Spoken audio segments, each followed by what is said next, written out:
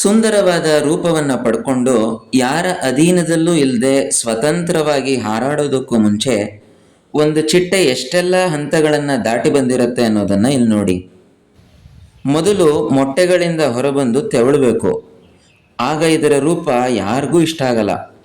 4-5 ವಾರಗಳ ನಂತರ ತನಗ್ತಾನೇ ಸೆರೆ ಹಾಕೊಂಡು ಮೌನಕ್ಕೆ ಶರಣಾಗಬೇಕು. ಆಹಾರ ನೀರನ್ನು ಕೂಡ ತ್ಯಾಗ ಮಾಡಬೇಕು. ಸ್ವಲ್ಪ ದಿನಗಳಾದ ಮೇಲೆ ವರ್ಣರಂಜಿತ ರೆಕ್ಕೆಗಳು ಹುಟ್ಟಿ ಚಿಟ್ಟೆ ಹಾರೋದಕ್ಕೆ ಸಿದ್ಧವಾಗತ್ತೆ. ಇದನ್ನು ನೋಡಿದಾಗ ನನಗನ್ಸಿದ್ದಿಷ್ಟೇ, ಒಳ್ಳೆ ದಿನಗಳು ಬರಬೇಕು ಅಂದರೆ ಸಾಗರದಷ್ಟು ಸಂಯಮ ಇರಬೇಕು. ಅಲ್ಲಿವರೆಗೂ ನಾವು ಈ ಜಗತ್ತಿಗೆ ಇಷ್ಟ ಆಗೋದಿಲ್ಲ. ಇಷ್ಟವಾಗೋ ಥರ ಪರಿವರ್ತನೆ ಆಗಬೇಕು ಅಂದರೆ ತಾತ್ಸಾರ, ನೋವು, ಅವಮಾನಗಳನ್ನೆಲ್ಲ ನುಂಗಿ ಮೌನಕ್ಕೆ ಶರಣಾಗಬೇಕು. ಗದ್ದಲ ಮಾಡದೆ ಗುರಿ ಕಡೆ ನಡೆದರೆ ಬದುಕಿನಲ್ಲಿ ಹುಮ್ಮಸ್ಸಿರುತ್ತೆ, ಜೀವನದಲ್ಲಿ ಯಶಸ್ಸು ಸಿಗತ್ತೆ.